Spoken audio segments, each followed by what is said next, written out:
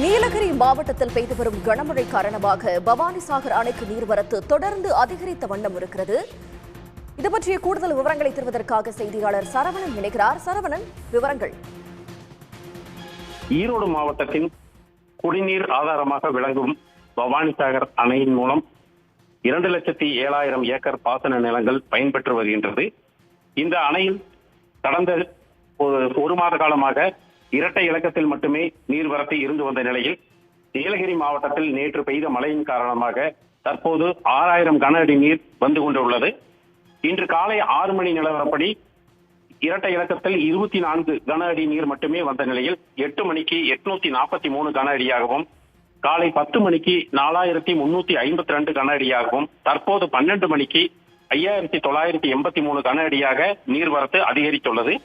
அணையின் நீர்மட்டம் மொத்தம் உள்ள அளவு 105 அடியாகும். அந்த 105 அடிக்கு தற்போது 97.35 கன அடி நீர் இருப்பு உள்ளது. 97 அளவு உள்ளது.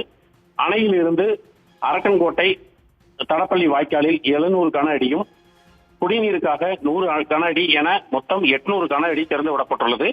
தற்போது பெய்த மழையின் காரணமாக அணைக்கு வரும் நீர்வரத்து 6,000 கன அடியாக அதிகரித்துள்ளதால் ஈரோடு மாவட்ட விவசாயிகள் மகிழ்ச்சி அடைந்துள்ளனர்.